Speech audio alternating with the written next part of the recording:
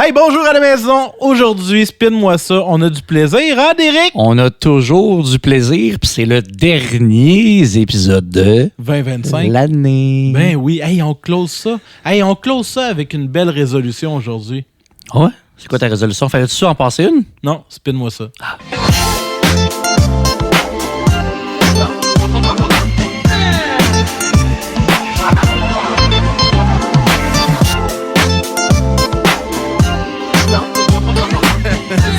Je vais juste lancer le générique.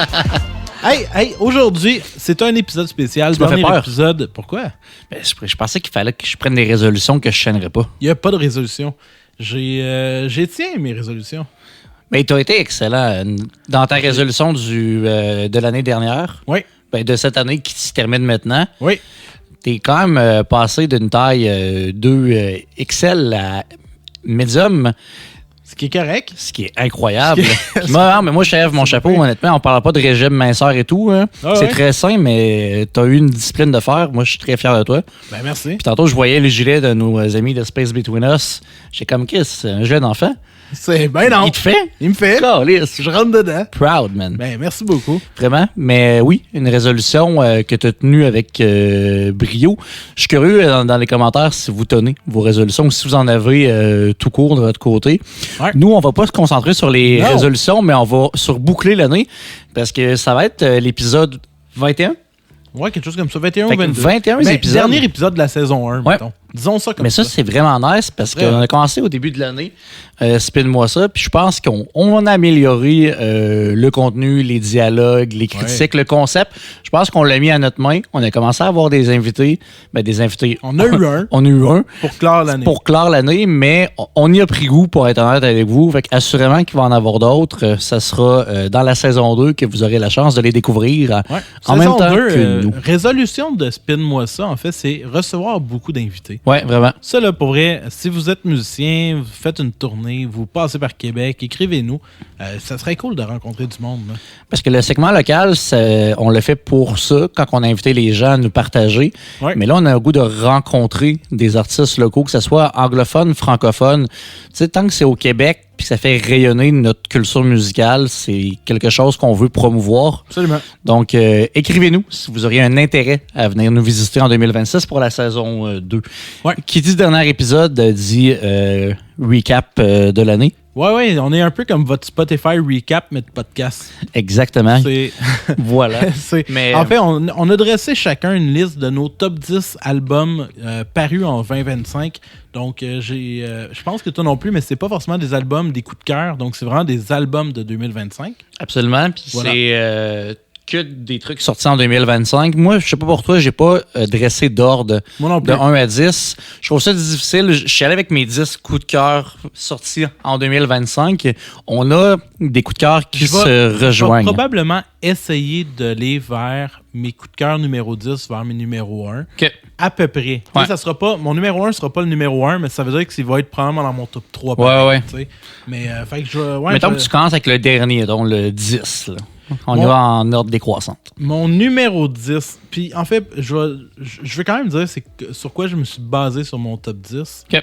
C'est, j'ai essayé de jumeler ce que j'ai écouté le plus, mais aussi ce qui m'a surpris le plus. Ouais. Et ce qui, je trouve, est une valeur artistique forte. Ouais.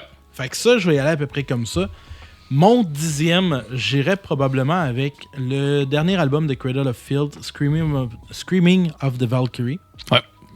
Album que j'ai écouté, moi, Cradle of Filth, j'en écoute depuis longtemps. J'ai toujours aimé Cradle of Filth. Il y a eu une période creuse quand même, là, après Nymphétamine et lui d'après, où est-ce que j'ai complètement décroché. J'ai skippé quand même plusieurs albums.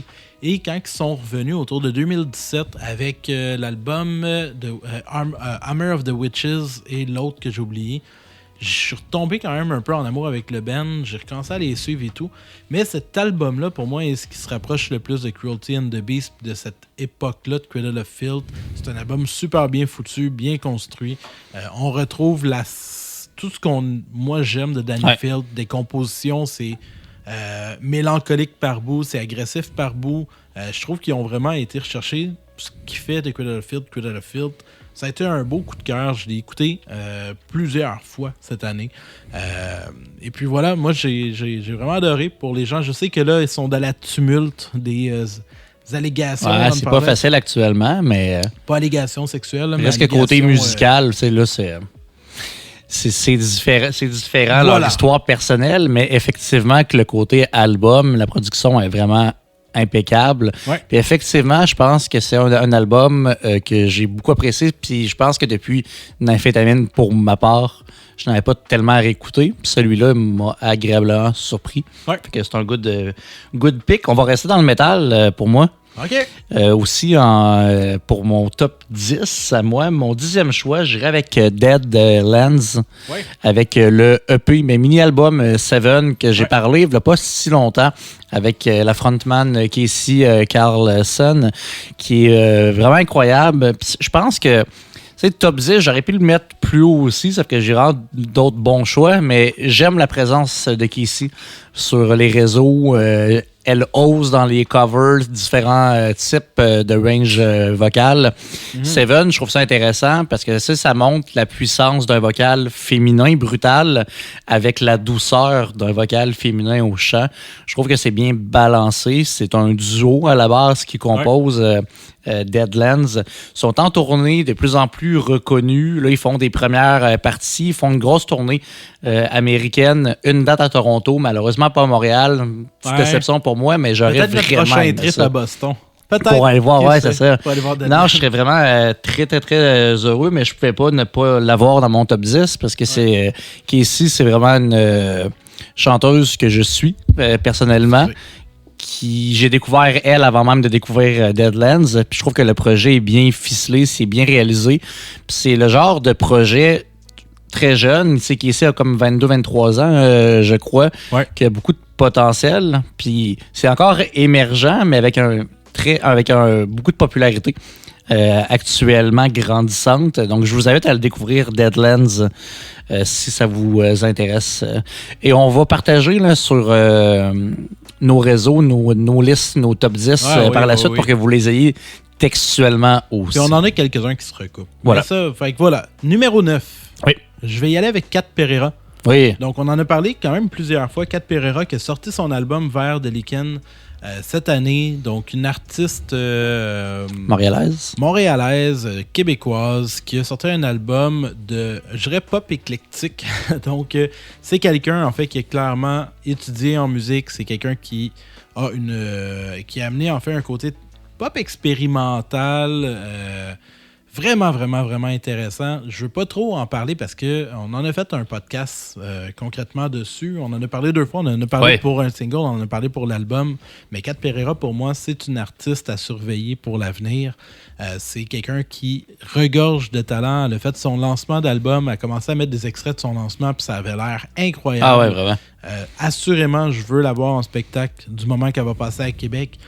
Si on est chanceux, je serais vraiment honoré d'ouvrir pour Cat Pereira. Ah oui, absolument. Mais voilà, vraiment un excellent album qui démontre en fait le fait que le Québec sort de sa pop comme on l'entend de façon générale. Elle et d'autres artistes, mais reste qu'elle réinvente ce que le Québec de demain pourrait sonner au niveau de la on dirait qu'il y avait vraiment un nouvel élan de la musique québécoise dans du électro, synthé, pop, dirigé principalement par des femmes. Ouais. Et je trouve ça fortement intéressant, ce courant-là. On a parlé dans plusieurs épisodes, puis c'est important pour nous de la mettre de l'avant. Cat Pereira, encore chapeau. J'ai failli la mettre dans ma liste, mais je le savais pertinemment que tu la mettrais, puis qu'on allait en parler de toute façon. Fait que je voulais mettre la table sur ma lumière vers d'autres artistes, mais c'est un pic que j'ai failli prendre honnêtement de mon côté.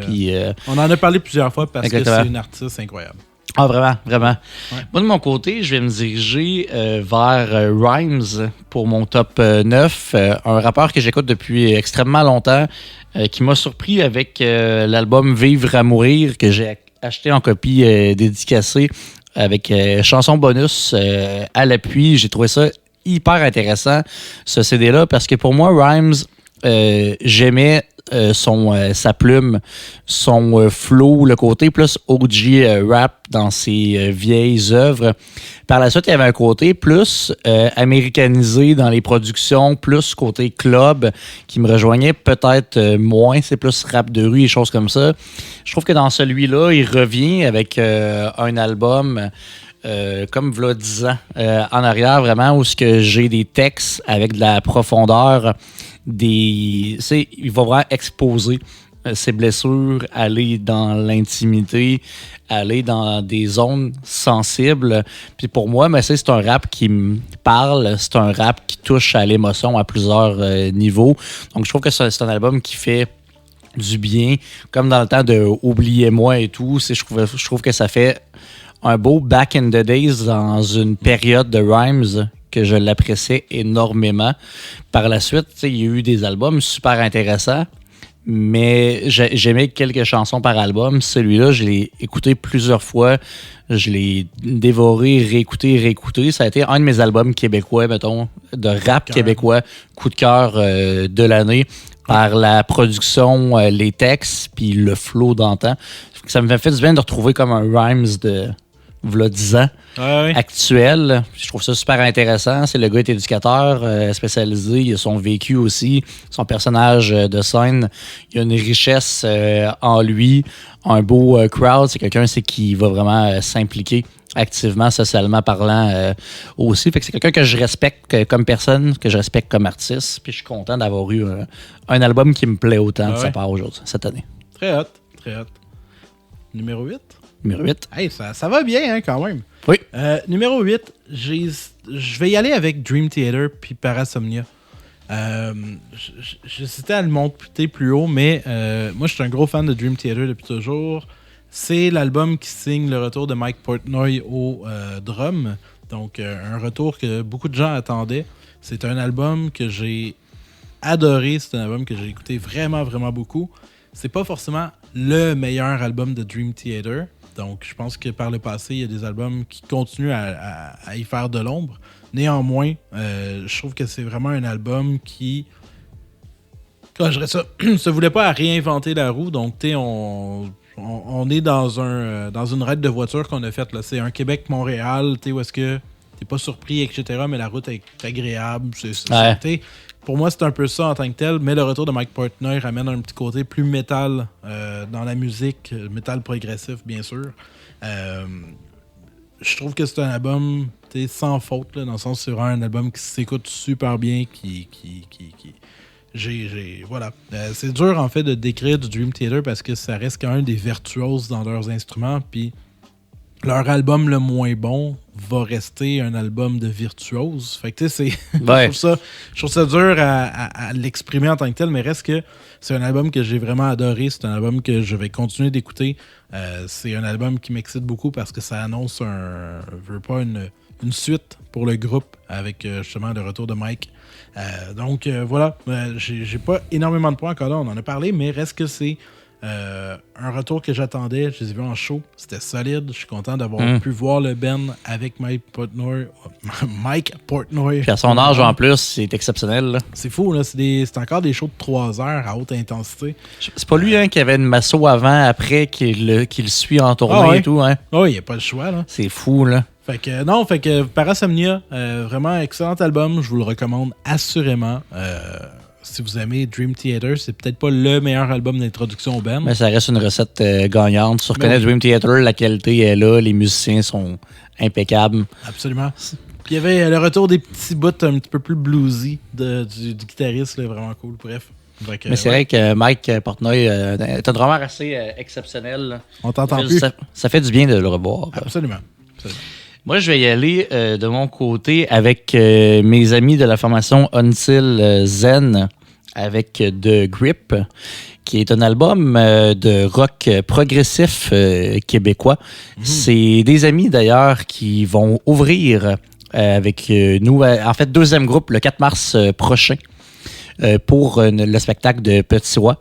Et avec The Space Between Us, que je vais reparler plus tard. Mais Until Zen m'ont agréablement surpris. Absolument. Parce que Jonathan Blanchette est un ami de longue date une connaissance dans le milieu artistique, musical, qui est multi-instrumentiste, mais qui fait aussi du mix, du mastering, des prises de son au Comédia. Il est vraiment très talentueux et multi-tâches. Moi, je l'ai vu évoluer dans ses projets personnels avec Leviathan and the Tides. Mais là, dans Until Zen, je ne m'attendais pas à une qualité aussi forte. Ouais. Ça, c'est un album qui a été salué aussi par la critique, appuyé par Metal Universe. Oui. Puis j'ai trouvé ça intéressant parce qu'il vaut l'écoute. Il vaut l'écoute attentive, pas une écoute de coin de table.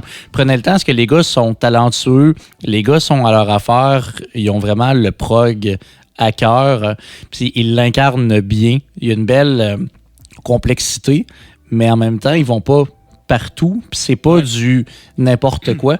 C'est vraiment bien calculé, bien ficelé, bien produit. C'est très classique dans la formule en tant que telle. Je veux dire, pour n'importe qui aime un peu le prog, que tu sois en fait génération Pink Floyd, que tu sois génération Porcupine Tree ou whatever, c'est vraiment en fait, ça embrasse les codes du prog, puis ça les maîtrise avec une super belle maîtrise. Effectivement. Ouais. Ça, c'est une belle production lichée qui fait du bien à l'âme. Fait que pour tous les fans de prog, vous allez assurément adorer. Pour ceux qui sont moins familiers au prog, je pense que c'est une belle porte d'entrée dans l'univers prog en soutenant un band local. Surtout, en fait, j'ai l'impression, puis peut-être, en fait, s'il y a du monde qui en connaissent, je connais pas beaucoup de bands de prog québécois. C'est vrai. Il y en avait beaucoup, en fait, dans les années il y a 20-30 ans.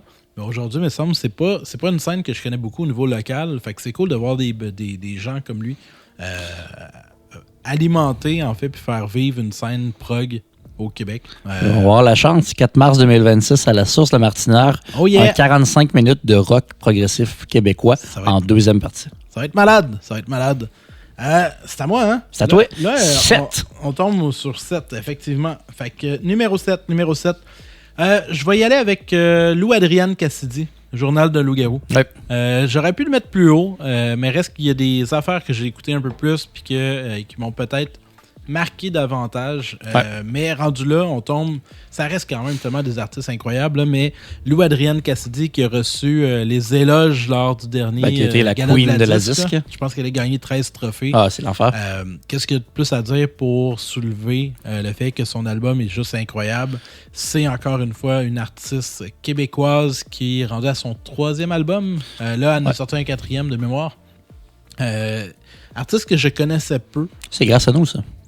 Oui, c'est grâce à... On a parlé épisode 1, c'était notre coup de cœur du premier épisode du début de l'année. À la fin de l'année, elle gagne la disque. Il n'y a pas de coïncidence. Pour moi, c'est un signe. C'est ça. Mais voilà, fait que non, Lou Adrienne Cassidy a fait un travail fabuleux sur son album Journal d'un loup-garou. C'est un sans faute. C'est en fait... pour moi, en fait, elle est aux années actuelles ce qu'Ariane Moffat a pu être à ses années à elle, en fait. Donc, dans le sens que Ariane Moffat avait amené vraiment une genre de pop plus planante, etc. Avait marqué fortement l'industrie musicale. Et pour moi, en fait, Lou Adrienne, c'est la suite des choses. C'est la pop 2.0 au Québec, année 2024. Donc, d'être capable de faire de quoi qui est accrocheur, qui a des verres d'oreille, mais d'être capable d'amener de la complexité musicale, d'amener, en fait... du artistique, c'est hyper agréable. Donc, on n'est pas dans de la pop léchée. En 1000 fois entendu, on est dans une pop artistique, réfléchie. Ah, c'est du gros calibre. Puis, moi aussi, ça faisait partie de ma sélection, de mon top 10. L'aurais-tu mis plus haut? Je pense que oui, peut-être un peu plus haut de mon côté, mais je vais en parler moi aussi en 7e position pour pas en reparler plus tard tantôt. Je pense que oui, parce que honnêtement, ça a été une grande découverte, pas une redécouverte en fait, parce que moi je l'avais en première partie, si on se replonge à l'épisode 1 rapidement, de Hubert Lenoir à Trois-Rivières, puis je l'avais trouvé rafraîchissante. Puis j'étais comme, OK, artiste à surveiller. Mais tu sais, on écoute tellement de choses que des fois, on en oublie, puis il y a des choses qui reviennent. Lou Adrienne, ça a été ma surprise, une de mes grandes surprises de l'année. C'est pour ça que je l'aurais classé plus haute, parce que j'avais un peu oublié son existence dans le paysage musical. Mais c'est tellement fort. Puis, je sais, moi, je suis fier de son parcours. Je suis très fier aussi de toutes les grandes femmes qui au Québec actuellement qui rayonnent. Si on parle d'une Charlotte Cardin, un autre registre, mais quand même, Lou Adrienne Cassidy a vraiment dominé le pop québécois cette année. Si on regardait les nominés à la disque, c'était beaucoup de femmes. Oui. Il y a vraiment... C'est l'année des femmes côté musique. Là. Ah, puis c'est amplement mérité. C'est un renouveau rafraîchissant. Oui, le... Québec, ah oui, absolument. Ouais. Journal d'un loup-garou, album incroyable. J'avais pas le choix de le mettre dans mon top aussi. Un vinyle que je suis bien heureux d'avoir, qui a tourné plusieurs fois. Puis honnêtement, je n'étais pas le principal consommateur de pop avant cette année. Tu sais, moi, dans mon année, là, j'ai redécouvert le pop québécois avec Kat Pereira, on parlait tout à l'heure, avec Lou Adrienne, avec Camilou, avec Rosé. Puis là, je ne vais pas tout renommer ceux qu'on a déjà parlé plusieurs fois, mais reste que ça me fait du bien. Rosé, elle a failli. J'ai pensé fort. Honnêtement, c'est ça. C'est 10, c'est quand même difficile. Il y en a beaucoup. Là, ce qu'on vous parle aujourd'hui, c'est des choses qu'on a abordées dans les épisodes précédents en majorité, mais quand même, on a réuni 10 pics chacun. C'est ça. Là, toi, tu avais choisi ton 7e. Je vais t'essayer avec ton 6e. OK. Pour mon 6e, je vais y aller avec le dernier album de Youngblood, Idols. Ouais. J'ai tout le temps aimé Youngblood. Je trouve qu'il a l'air bien blood. C'est un Crips, en fait. Mais non, j'ai tout le temps quand même aimé Youngblood pour sa vibe, ce qu'il fait. Ses albums précédents, pour moi, ça a tout le temps été un peu inégal. J'aimais des tunes fortement et des chansons, des fois, que je trouvais qu'il faisait un peu filler. Mais reste que c'est un artiste que j'ai tout le temps suivi, que j'ai tout le temps apprécié. Mais Idols, pour moi, signe quelque chose d'un peu différent. Où est-ce que là, on signe dans la maturité. Ouais. On ouvre sur une des plus belles chansons qu'il a faites avec Hello... voyons, j'ai un blanc sur le nom. Hello Evan. Ouais. Quelque chose comme ça. Vraiment, vraiment incroyable. Chanson de 7 minutes avec un beau pivot, des beaux arrangements. Étrangement, c'est un album qui me fait beaucoup penser à du Our Lady Peace par moment. Tu le réécouteras là, avec ça en tête. Là. Il y a vraiment des moments que ça me fait penser à du Our Lady Peace à l'époque d'Innocent puis l'album Gravity. Mais bref, un album qui est vraiment teinté de sensibilité, avec des arrangements incroyables. C'est vraiment, vraiment excellent. Il y a une prestation vocale qui est vraiment mise de l'avant. À un certain moment, on dirait qu'il essayait plus de jouer le jeune rebelle. Là, en fait, on entend plus le frontman, je trouve, qui lead par sa voix. Puis ouais, c'est juste un super bel album qui, pour moi, a été révélateur de, OK, il est passé d'un artiste émergent à un artiste établi. Ouais. Même si, probablement, théoriquement, il a été établi avant ça. Mais pour moi, c'est comme, OK, lui, il va perdurer dans le temps. Mais ça a été son année, j'ai l'impression, Youngblood. Tu sais, moi, ça fait longtemps que je le connais, que je le suis. Mais cette année, il a littéralement explosé. Il y a eu des événements comme le spectacle hommage à Ozzy, la tournée qui en a suivi. Mais cet album-là, comme tu dis, est hyper mature, personnel, incisif. Puis est très différent du plus rock provocateur qu'il faisait avant. C'est moi, une chanson comme Zombie, je trouve ça hyper intéressant. Version acoustique qui vient de sortir il n'y a pas longtemps aussi, vraiment touchante. Mais c'est un artiste qui a su me toucher énormément, moi, cette année. Je trouve par sa bonté, son authenticité, sa générosité avec les fans, avec les entrevues. C'est quelqu'un qui a l'air vrai, bon, pur. Puis super attachant. Puis je pense que ça, en plus de sa musique, ça l'aide à être propulsé. Puis fait que oui, je suis très, très d'accord. Très bon choix. Yes. Idols. Moi, 6, je suis rendu à 6. Je vais avec Landmarks, The Darkest Place I've Ever Been. Puis c'est un groupe français, on le dirait pas avec le titre que j'ai mal prononcé. On parle d'un groupe métal à saveur metalcore de Marseille, précisément. Moi, c'est un album que j'ai adoré. Cette année, on a eu... si vous voulez avoir une discussion un petit peu plus avec Flamèche, moi et Cédric, allez écouter l'épisode qu'on parle de Landmarks. Ça faisait Charmander, mon affaire, hein, Flamèche. Ah oui, c'est... oui.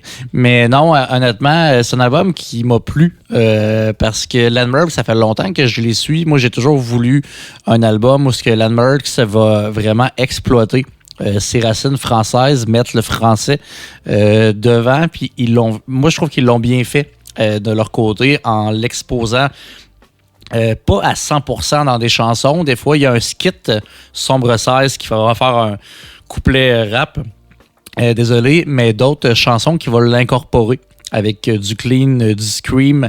Il y a son scream saccadé, aigu, habituel, plus de variété, autant dans l'instrumental, dans la proposition. Moi, c'est un album qui m'a beaucoup, beaucoup plu. Honnêtement, côté metalcore. Et la touche française, pour moi, a été vraiment une valeur ajoutée fortement agréable. Donc, je pense que je l'aurais peut-être mis comme 7. C'est celui-là que j'allais parler. C'est Lou, elle aurait été plus haut, mais oui, Landmark, ça en fait partie. Cool. Tu veux pas rajouter quelque chose? Non. Okay. Si j'aurais eu un top 500 de l'année, il aurait peut-être été dedans. Je m'en doutais bien. C'est quoi ton top 5? Top 5. Où est-ce que je m'en vais avec le top 5? Je vais y aller avec... Il y a un album que j'ai écouté vraiment intensément. Puis ça me fait de la peine de ne pas le mettre plus haut, mais je vais pas le mettre plus haut parce qu'il peut pas surpasser ce qui s'en vient. Ça va être le dernier album des Vulgaires Machins, Contempler l'abîme. C'est un album que j'ai écouté en boucle pendant 2 semaines, au point que c'était quasiment rendu un running gag avec ma blonde. Contempler l'abîme, en fait, est probablement... Je vais le dire, en fait, c'est leur meilleur. Je suis prêt à le stater comme ça, là. Puis, c'est leur meilleur si j'enlève l'aspect nostalgique de la chose. Si je mets l'aspect nostalgique, je vais aller vers Aimer le mal, vers Regarder le monde, parce que c'est des albums que j'ai vraiment écoutés intensément dans ma jeunesse. Puis après ça va être vraiment honte. Contempler l'abîme, puis... compter les corps. Compter les corps. Parce que c'est 2 albums qui sont vraiment, vraiment incroyables. Mais j'adore Contempler l'abîme pour sa diversité. Donc, c'est un album, en fait, qui embrasse les racines des Vulgaires Machins. On reconnaît quand même la patte, la manière de composer, etc. Mais on se retrouve avec une chanson d'intro de 6 minutes avec vraiment une belle composition. Il y a un featuring, en fait, de G. Kyle, qui amène un côté rap dans une tune, mais que ça rentre pis c'est bon. C'est juste incroyable. On a une finalité de 3 chansons back-à-back qui se joue comme une longue chanson qui est juste merveilleuse. Les thématiques sont là, l'univers est là, la réalisation est là. C'est vraiment, j'adore cet album-là. J'aurais pu le mettre numéro 1. C'est juste que je peux pas. Il y a trop de... Ouais. Ce qui s'en vient, en fait, pour moi, il surpasse pour plusieurs raisons. Mais j'aurais pu hésiter puis le mettre inversé avec celui qui s'en vient, pour moi, le numéro 4. Là. J'ai hésité entre les deux, mais je vais y aller avec Vulgaires Machins, qui, pour moi, est mon album québécois préféré de 2025. Ah, mais c'est un excellent choix. C'est un beau retour aux sources de l'époque Compter les corps. Puis c'est un album que tu as écouté énormément, puis que tu me parlais beaucoup. Ouais. Puis qui roulait. Non, excellent choix. Puis dans le paysage québécois, on s'entend que c'est quand même difficile à battre cette année. Absolument. Moi, de mon côté, je vais y aller dans le paysage québécois avec nos amis de Space Between Us. C'est Méo quand même, là. Ouais, j'ai Méo. J'ai Méo parce que, honnêtement, c'est un album que j'ai énormément écouté. Un mini-album EP, en fait, de leur côté. Je les Méo, pas parce que c'est des amis, mais parce que véritablement, je trouve que c'est un tout. En fait, ce groupe-là, on parle d'art visuel avec Alex Maury, on parle aussi de présence scénique, on parle de live stream, de lancement, de spectacle, mais d'une qualité aussi musicale, où ce qu'Alex, elle a son ton de voix à elle qui lui est propre. C'est super atypique. C'est pour ceux qui ont écouté l'entrevue, quand on a parlé de l'album dans l'épisode, c'est sûr que ça m'a beaucoup interpellé parce que j'aime les grains de voix différents, j'aime le scream aussi de Carl, mais c'est un duo qui se complète tellement bien, c'est vraiment à merveille. Je trouve que c'est 2 univers qui se rencontrent puis qui le font bien. Puis pour pouvoir, vous pouvez écouter Inner Demons, l'ancienne version, qui est une chanson de Beyond the Void, avec uniquement Carl à l'époque, dans son projet à lui. Ouais. Mais l'ajout d'Alex vient apporter une dynamique qui me renverse, honnêtement. Je trouve que cet album-là est bien fait. Puis qu'est-ce qui est intéressant que j'ai appris dans l'entrevue et qu'on a appris, c'est que les chansons sont en ordre de composition. Hein, ouais. Et que tu vois vraiment un crescendo de leur côté d'émotion. Puis ça fait vraiment partie. C'est très personnel, très introspectif. Chaque chanson a son thème. C'est bien exploité. Les paroles, de mon côté, ça, c'est quelque chose d'important pour moi. Ouais. Le choix des paroles. Les paroles sont bonnes, ils ont une signification. Vous voulez en apprendre plus, ça a été un de nos seuls invités de la saison 1. Ouais. Donc, allez l'écouter, vous allez apprendre énormément. Mais j'avais pas le choix de les mettre haut parce que pour moi, ça a été une excellente découverte. Puis de gens que je connais. Ben oui, non, en plus, c'est ça. Fait que, je trouve ça vraiment, vraiment chouette ce qu'ils nous ont fait cette année. Très, très hâte. Oui, absolument. Puis pour n'importe qui, si jamais vous n'avez pas écouté l'entrevue, si vous n'avez pas entendu parler, c'est vraiment, en fait, pour n'importe qui a trippé les derniers albums de Bring Me The Horizon, où est-ce qu'on mélange, en fait, des influences de pop, de metalcore, de musique électronique. C'est vraiment, en fait, c'est vraiment tout un hybride comme ça, mais avec une saveur propre à eux, justement, Alex, avec son teint de voix et tout. C'est pas du Bring Me The Horizon, mais ça reste que si vous avez aimé Post-Human ou des trucs comme ça, vous allez accrocher assurément. Et je n'ai que hâte de voir la suite pour le band puis les prochaines chansons à venir et tout. Donc, ça va être excellent. Puis si vous voulez les voir en spectacle, ils vont ouvrir la soirée. C'est l'autre groupe qui nous accompagne le 4 mars 2026, mais en formule strip acoustique. Juste acoustique. Fait que ça va être vraiment, vraiment hâte. J'ai hâte de voir ces réinterprétations-là.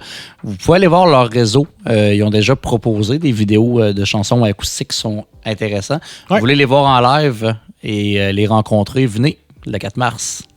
On est rendu au numéro 5, hein? Non, on a fait. Il en reste 4 techniquement. OK. Parfait. Numéro 4. Oui. Je vais y aller avec le dernier album de Ghost, Skeletta. Oui. Donc, Ghost, que j'adore d'amour. Est-ce que... OK. Ghost, si jamais vous ne connaissez pas, c'est du métal rock...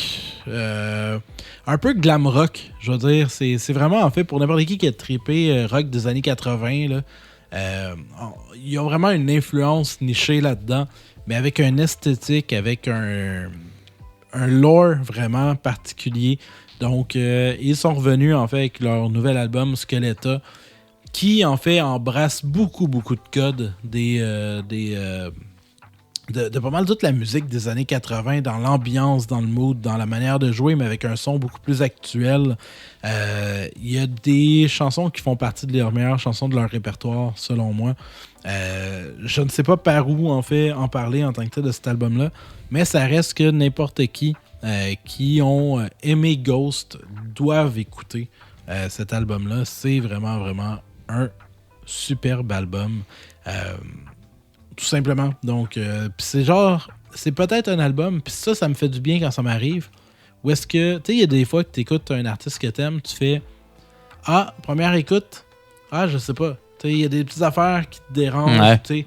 Puis que là, finalement, non, j'ai recommencé à l'écouter, puis là, j'embarque sur cette tune-là. Ça m'a fait un peu ça, dans le sens que c'est pas complètement différent de ce qu'ils ont fait, mais ils sont allés en chercher des trucs qui me demandaient en fait de l'apprivoiser un peu plus que Meloria ou d'autres albums dans le passé. Et aujourd'hui, honnêtement, vraiment, j'aime beaucoup, beaucoup Skeletta. Très bon choix. Très bon choix. Moi, je vais y aller de mon côté avec... Là, c'est le top 4. Hein. Fait que ça, c'est ça, c'est ton top 3. Le choix, mais je vais y aller avec Jeff Posé, Les Amours de seconde main. C'est un album qui m'a surpris.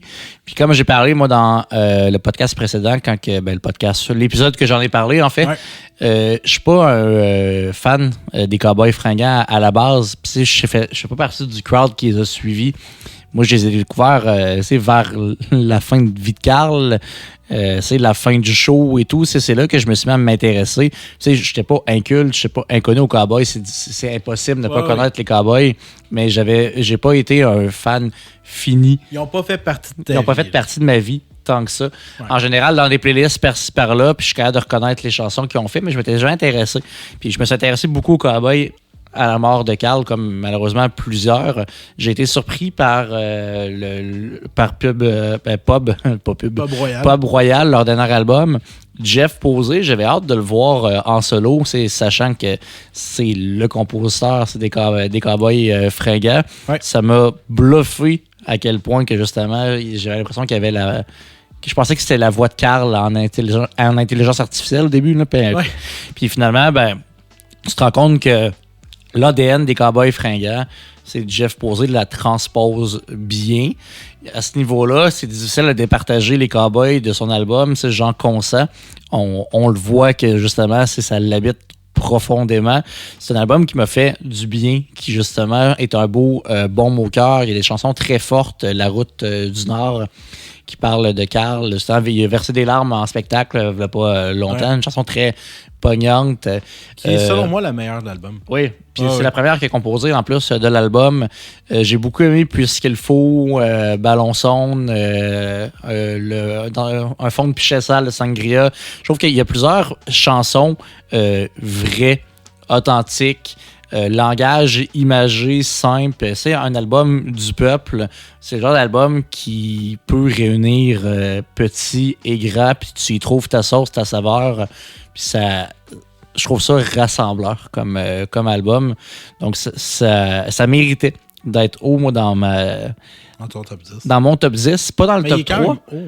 Pas dans le top 3. C'est difficile parce que je le fais comme au feeling on the fly actuellement. Ouais. Peut-être que je l'aurais mis plus bas. Peut-être que j'aurais échangé en fait Lou Adrienne Cassidy puis Jeff Posey. Okay. Jeff Posey, je l'aurais peut-être mis 7.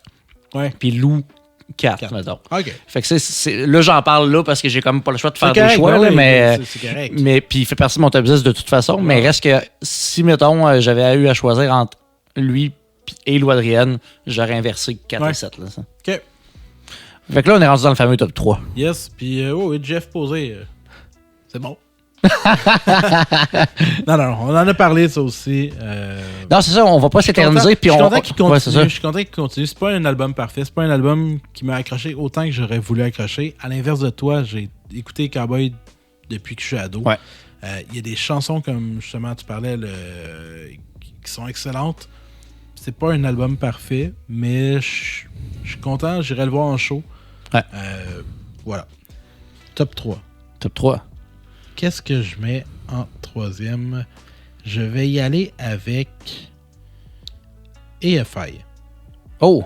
Silver Bleeds and the Black Sun. Silver Bleed the Black Sun. J'ai hésité, là, mais je vais assumer mon choix. AFI, j'ai tout le temps aimé ça. Ça aussi, c'est un band de ma jeunesse. Je les écoute depuis longtemps. Ouais. Même un peu avant Sing the Sorrow. Sing the Sorrow a marqué mon adolescence, assurément.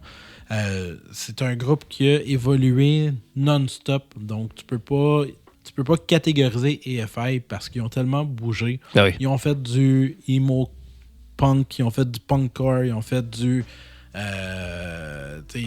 horror punk. Ils ont évolué. Ils ont touché à tout. Hein. Aujourd'hui, en fait, on est plus dans le goth punk, dans le sens qu'on embrasse en fait tout ce qui a été The Cure, Boas. Mais t'as un fil aussi de Doors, Joy Division, qui est intéressant, côté vocal. Là. Vraiment. Puis ils ont fait un album qui embrasse tous ces codes-là de façon parfaite. En fait, je m'attendais vraiment à un backlash, honnêtement, et parce que à toutes les fois qu'un band qu'on aime fait de quoi de différent, d'habitude, la réception est mauvaise. Puis dans leur cas, en fait, les fans sont au rendez-vous, la presse était au rendez-vous. C'est comme s'il y avait une nouvelle ère des AFI en termes de popularité. Mais c'est que c'est tellement bien fait que ça ne peut pas en être autrement. Ouais. Puis, c'est moi aussi, EFI était dans mon top. Là, tu me forces à le mettre en top 3 là, de mon côté. Moi, je pense que je le remets en top 2. Ouais. Mais reste que EFI est un coup de cœur absolu. Tu sais, je me rappelle avoir écouté les singles, faire particulier, mais dans l'ensemble, l'album est une œuvre magistrale. En fait, j'étais surpris que tu l'aimes. Ouais, mais pourtant... Je m'attendais pas à ce que tu embarques dans leur vibe quand je t'en parlais les premières fois. Ouais. Mais les premières fois, j'étais pas convaincu. J'écoutais les chansons, les singles comme ça, j'étais comme, je comprends, mais on dirait qu'en l'écoutant vraiment dans son intégralité, puis en donnant une chance à l'œuvre, puis vraiment à l'histoire de l'album, il m'a interpellé à un niveau incroyable. Honnêtement, je pense que depuis Sing the Sorrow, j'avais pas aimé autant un album. Puis là, je peux pas comparer ces deux-là, parce que c'est deux albums complètement différents. Par contre, il me fait vraiment, mais vraiment du bien. Je trouve qu'il va complètement ailleurs. Il n'y a rien qui sonne comme ça actuellement. Il nous ramène dans une espèce d'intemporel agréable, mais à leur sauce, encore une fois. Même dans le visuel, tout est là. Il embrasse aussi même les codes. Les codes et tout, ça, c'est fou. Puis les vidéos en noir et blanc, où est-ce qu'ils dansent un peu de façon lascive, puis tu sais, comme toute l'esthétique. C'est tellement réalisé, puis pensé à tous les niveaux dans la présentation que tu peux pas bouder cet album-là. Tu sais, t'aimes pas EFI dans le passé, il y a une chance que tu les aimes sur cet album-là. Parce que ça sonne... Il y a rien qu'ils ont fait qui sonne ça.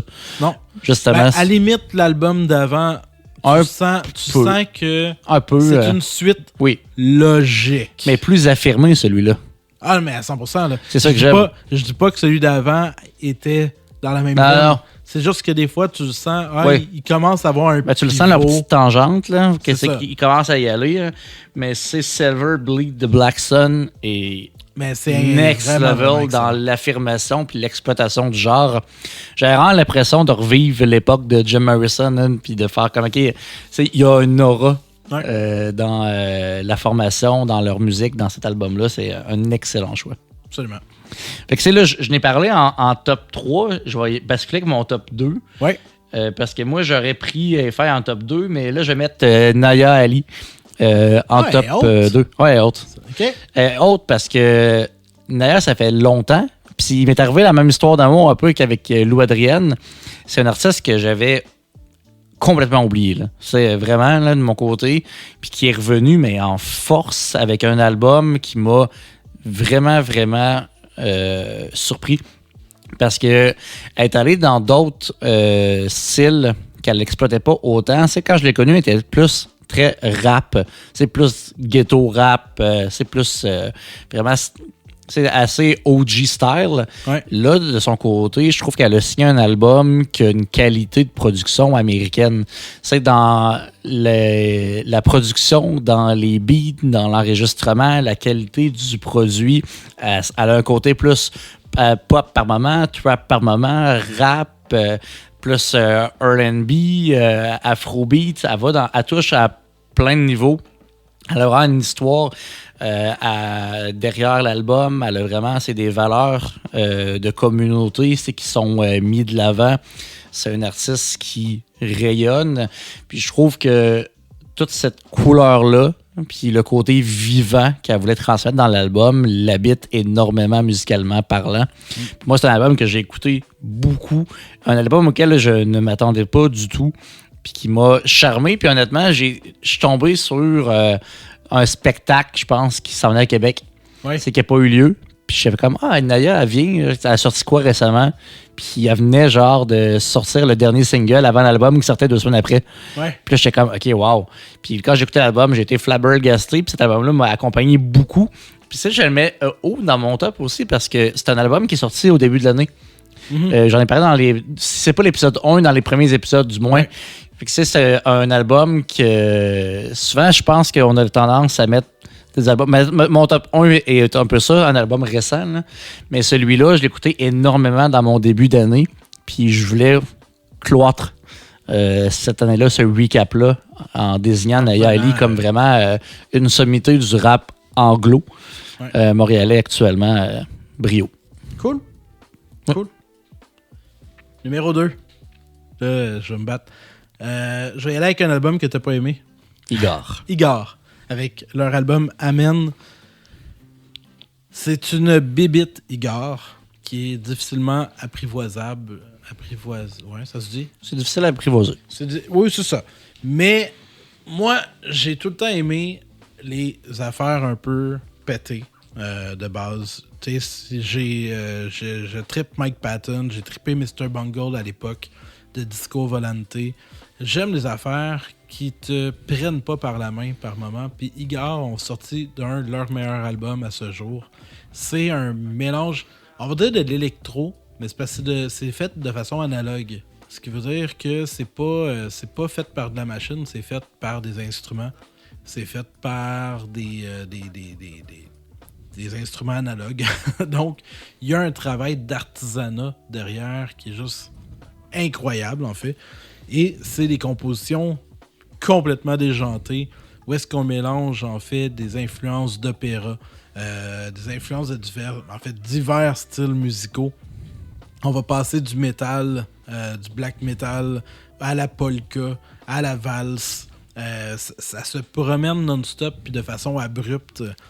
Mais il y a une signature Igor qu'ils ont depuis le début que tu es capable de dire c'est eux à la première note.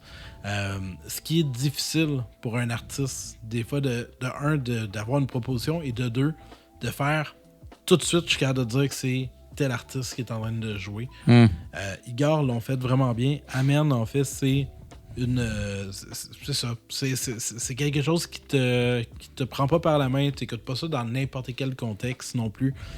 Mais ça reste qu'il y a un travail de mongol au niveau de la réalisation, au niveau de comment ils ont monté comment ils montent leurs chansons, de la composition, du génie fou, tout simplement. Là. Des fois, il y a des affaires que tu peux pas... Je ne pourrais jamais, moi, Cédric, faire un album comme ils ont fait. J'ai pas ce génie-là. Puis je suis content qu'il y ait des gens qui l'aient, ce génie-là, pour faire ce genre d'album-là qui sort des gonds, qui sort de l'ordinaire et qui propose quelque chose qui remplit une case que d'autres personnes ne peuvent pas remplir. Ben, même si j'ai pas été interpellé, que j'ai pas réussi à embarquer dans le délire, parce que c'est un peu, un peu ça quand même, beaucoup de respect, sachant que c'est analogue, hein, parce que honnêtement, c'est déjanté. Là. C'est à la limite déconstruit, mais un déconstruit qui est voulu, intentionnel. Oui. Là, c'est ça qui est incroyable. Hein. Mais oui, faudrait que je m'assoie à nouveau puis que j'essaie attentivement de l'écouter, mais c'est relativement difficile d'approche, mais effectivement que c'est un univers dans lequel, quand tu réussis à graviter, le comprendre puis à triper, qui doit être assez envoûtant. Tu sais, un mauvais parallèle, là, c'est un peu comme Metal de Pink Floyd. C'est que dans le sens que tu peux pas écouter ça n'importe quand, n'importe où. Il faut que tu sois dans ce mood-là. T'sais, écouter The Wall, ça va. C'est assez clair. J'avoue que Metal, c'est un bon choix. Là. Metal, c'est elle là, qui s'ouvre sur une tonne de 20 minutes. Oui. Puis c'est pété, ça se promène, incroyable. etc. Puis il y a un aspect de voyage.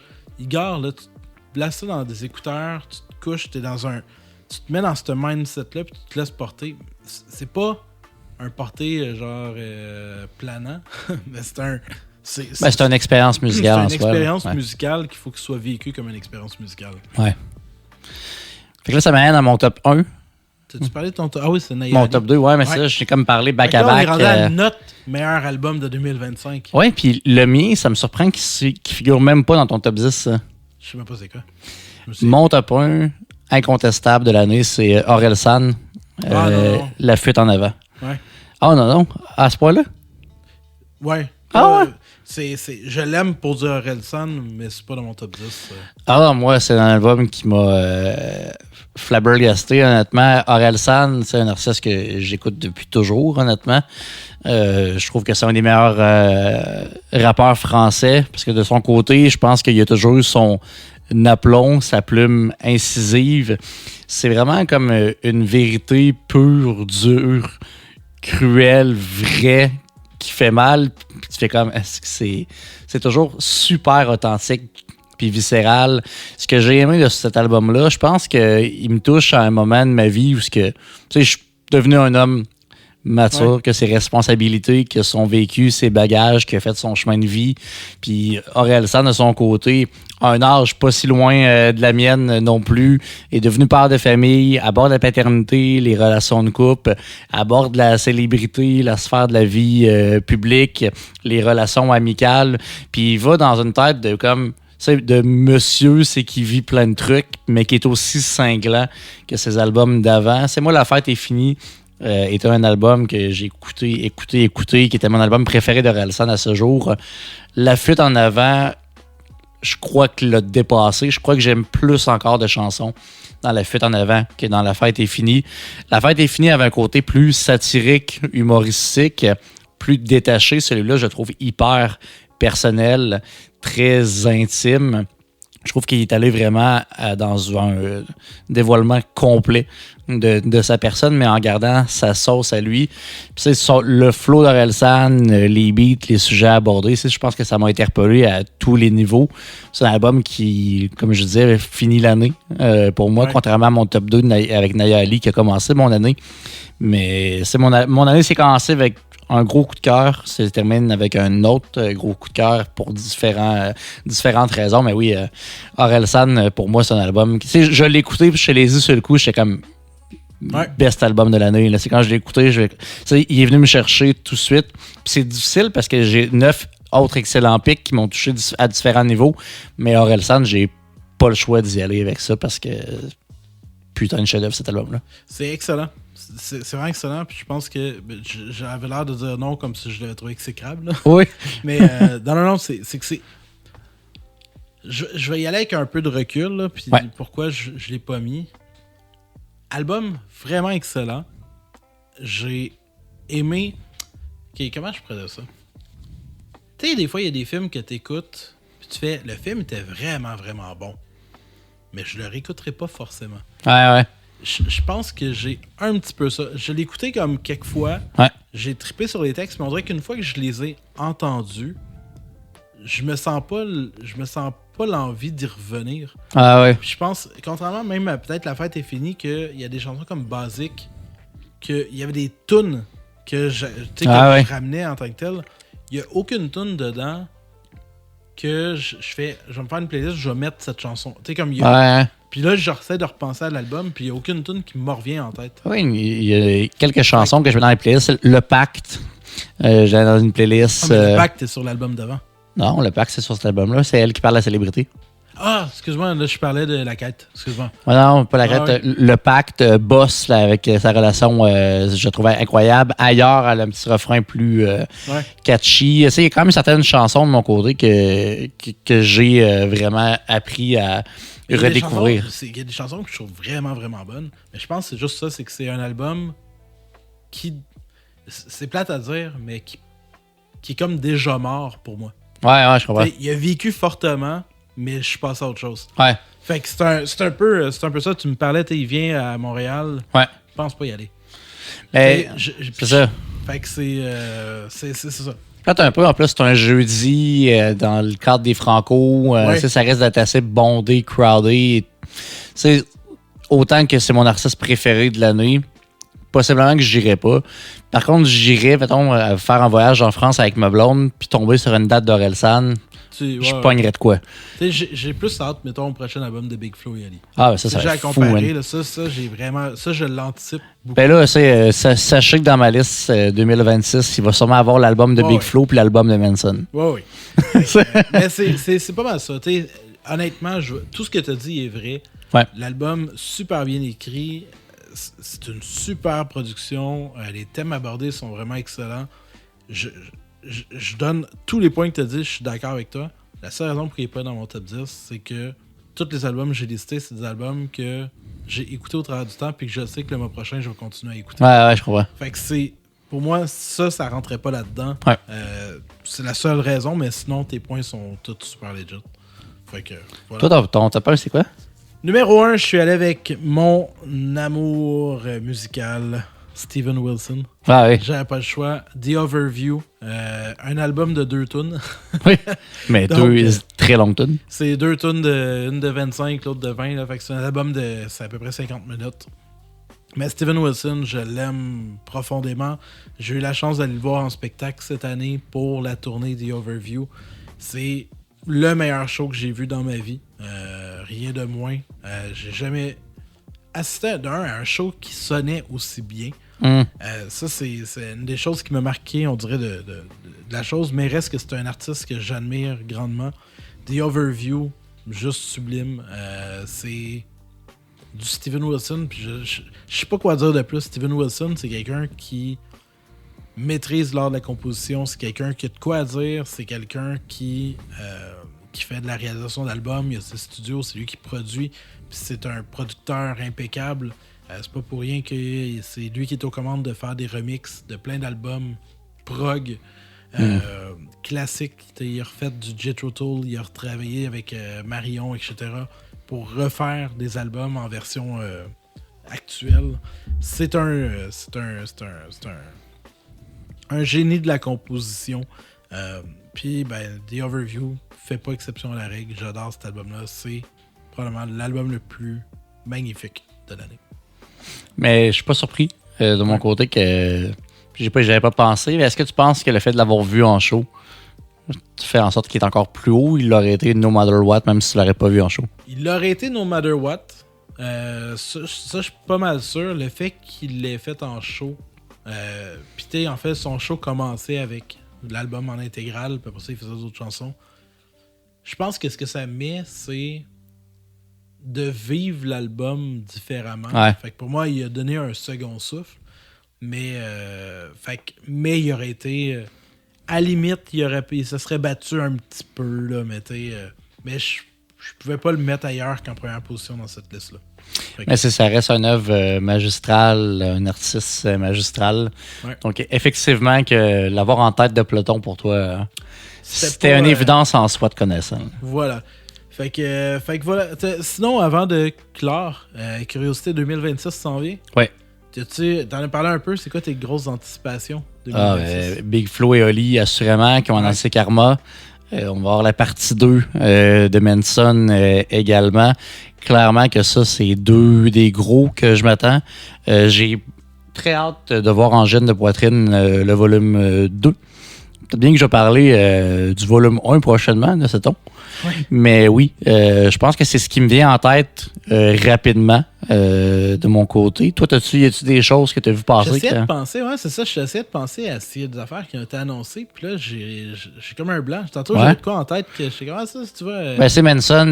Manson et Big Flo, on en parle. Mettons de quoi que t'aimerais qu'il vienne. Tu sais, mettons, un souhait que j'aurais, là, c'est un retour de Jean Leloup. Ah, ça serait hot, ça. Ça, là, pour vrai, ça me ferait ça, je serais content.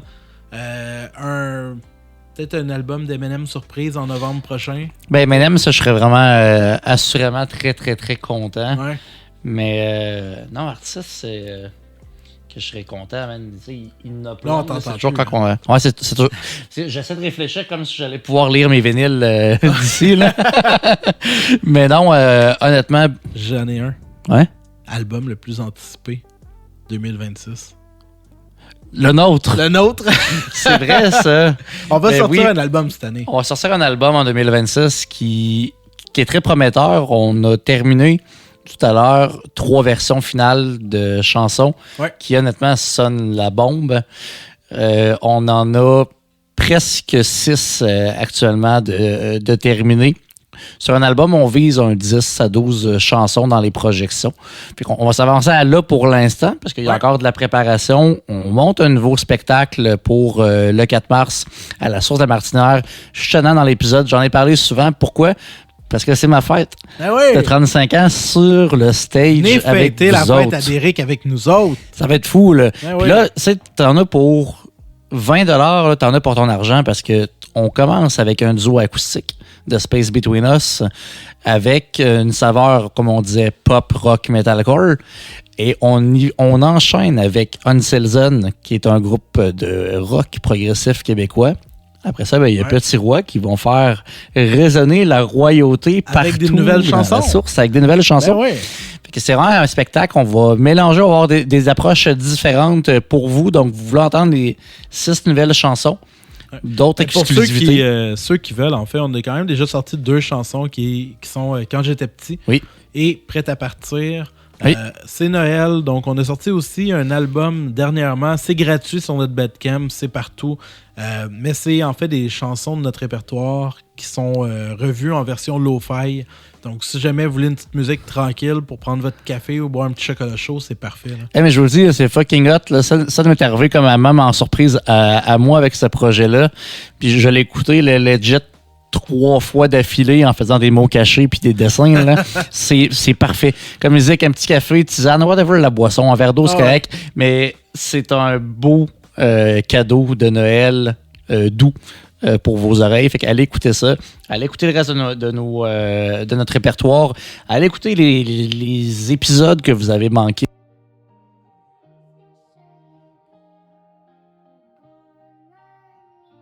Honnêtement, il y en a pour tous les goûts. Puis si vous voulez pas vous retaper les épisodes parce que vous trouvez ça trop long, sachez que Spotify les découpe par segment maintenant. Ça peut être intéressant d'aller voir uniquement les segments qui vous intéressent. Ouais.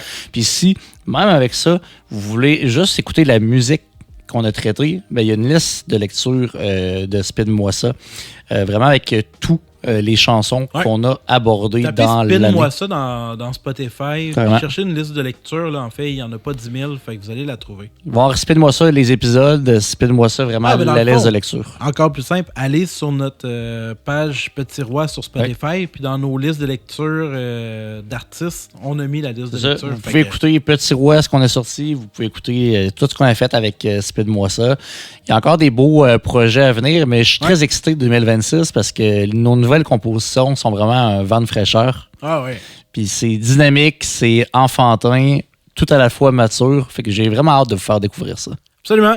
Fait que sur ce, pour vrai, bonne année, joyeux Noël, amusez-vous, passez du temps en famille et puis essayez de glisser du Petit Roi dans vos playlists. Ouais, exactement. Tu sais, s'il y en a un mon oncle tannant, puis t'as le goût de t'isoler, là, prends ton headset, va dans la pièce à côté, puis écoute un épisode de Spin-moi ça, tu vas voir, mon oncle va fermer sa gueule. Fait qu'on se retrouve en 2026 pour la nouvelle saison de Spin-moi ça.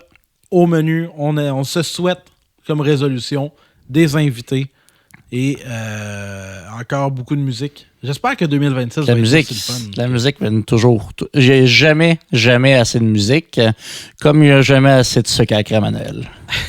Bonne année! Bonne année!